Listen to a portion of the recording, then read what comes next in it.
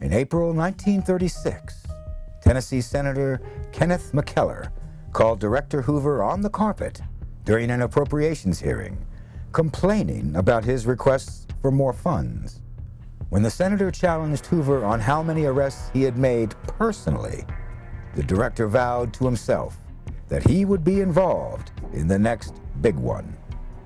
So, when word came that Karpis had been located, Hoover flew that night to New Orleans and joined the waiting raid team, which had staked out the criminal's apartment on Canal Street. The next day, shortly after 5 p.m., Karpis and 2 others left the apartment and got in a Plymouth coupe. Hoover signaled his men, who closed in. The director ordered Karpis to be cuffed. Ironically, no one had brought handcuffs, so one agent removed his tie and secured the hands of Alvin Karpis. Our work in the future best can be judged by the events of the past. Every kidnapping case brought to our attention has been solved. Bank robberies have been cut in half. Extortionists have been consistently apprehended, and other forms of federal offenses have been vigorously prosecuted. Progress has been made. Formed and originally headed by Bugsy Siegel and Meyer Lansky, Murder Incorporated acted as the enforcement arm of the American Mafia. Soon, under the direction of the National Crime Syndicate, led by Louis Lepke Buchhalter, and comprised mostly of Jewish gangsters from the Brooklyn neighborhoods of Brownsville, East New York, and Ocean Hill, the killers accepted contracts from mob bosses all across the United States, but were also paid a salary, it is reported, by the members of the syndicate. While there are a number of members of Murder Incorporated, the most prolific killer was said to be Harry Pittsburgh Phil Strauss, with estimations numbering between 100 and 500 murders. Strauss never carried a weapon on him and used various methods to achieve his ends. He'd scout his murder location and then use whatever tool was handy to make the hit. Some methods and implements included shooting, stabbing with ice picks, drowning, live burial, and strangulation. Buchhalter used Murder Incorporated in the 1930s to dispatch witnesses and suspected informants while he was being investigated by then U.S. Attorney Thomas Dewey.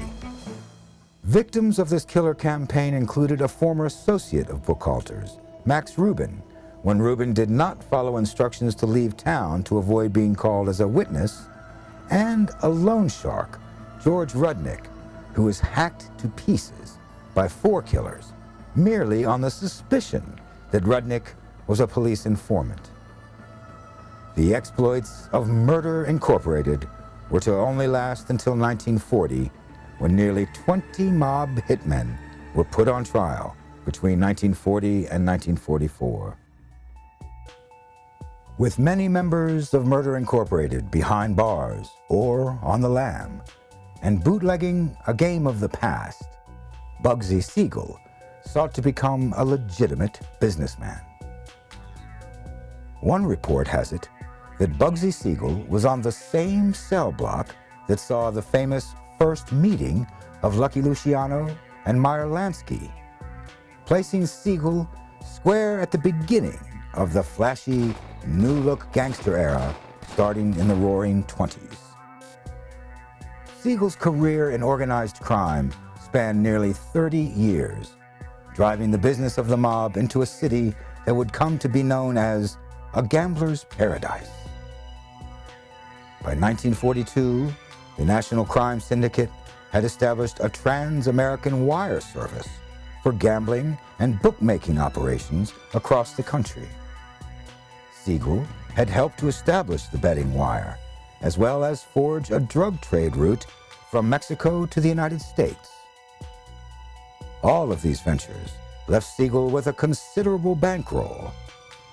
In 1946, Siegel bought a 2/3 share in a casino that was being built in Las Vegas, Nevada, which came to be known as the Flamingo. At the time, Nevada was the only state in America to legalize gambling, but the mob was hesitant to enter into that market. Siegel convinced more Underworld associates to invest in the hotel, including lifelong friend Meyer Lansky. Soon, the syndicate took full ownership of the building project, placing Siegel in charge. This would prove to be Siegel's undoing. Not only were the contractors taking advantage of the inexperienced Siegel, but it soon became apparent that Siegel himself was skimming money from the building fund as well. Though by 1947, the Flamingo had opened and become profitable, it was painfully obvious that Siegel had stolen money from the construction budget and stashed it into Swiss bank accounts. Luciano and Lansky, who had for a time defended Siegel to the syndicate, even as they wanted him removed, had to face the fact Siegel was through. There was no doubt in Meyer's mind that Bugsy had skimmed this dough from his building budget, and he was sure that Siegel was preparing to skip as well as skim, in case the roof was going to fall in on him.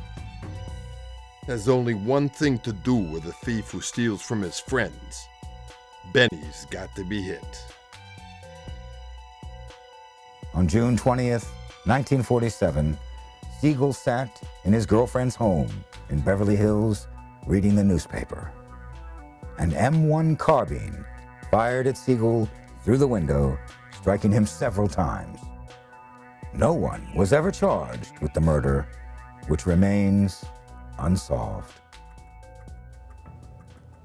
In the first 3 months after the attacks on Pearl Harbor on December 7th, 1941, the United States lost 120 merchant ships to German U-boats and surface raiders. In February of 1942, the SS Normandy, a captured French cruise ship that had been refitted as a troop ship in New York Harbor, was sunk, seemingly sabotaged by arson.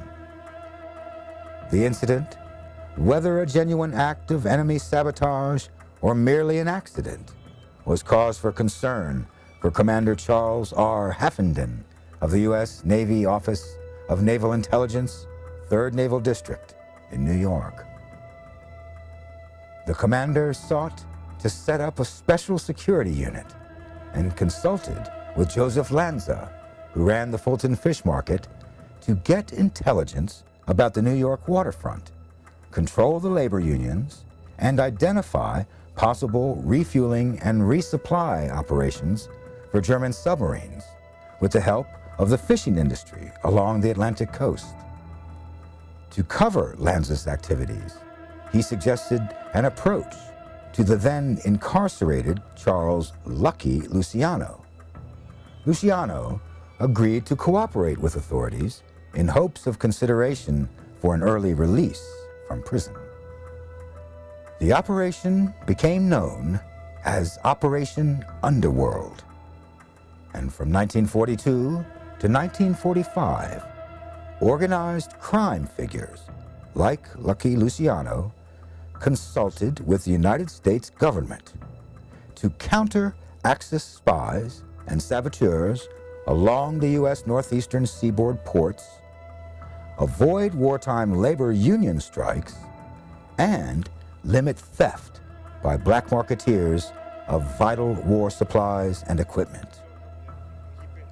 Lucky Luciano's influence in stopping sabotage remains unclear, but authorities did note that strikes on the docks stopped after Luciano's attorney, Mosif Polakov, contacted underworld figures with influence over the longshoremen and their unions.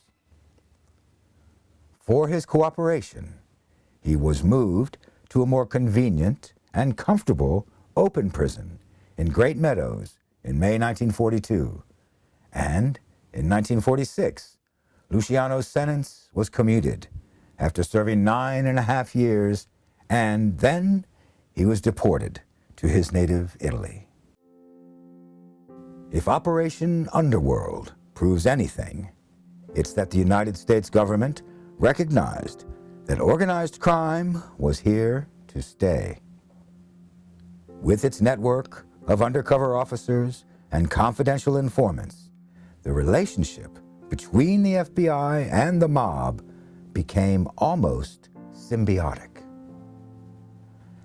As the gangsters got out of the bootlegging trade and the public opinion of them bottomed out, the criminals suffered somewhat of an identity crisis. Some went on the road, dodging authorities across several states, while others sought legitimate business opportunities, only to find their killer instincts informing many of their decisions. As the years progress, we will see the gangsters going back underground and solidifying their organizations as a part of an insular, secretive world that was still able to curry the political and financial advantages that they needed to survive. Join us in our next installment as we finally witness the solidification of the Gangster Empire and the rise of the mob.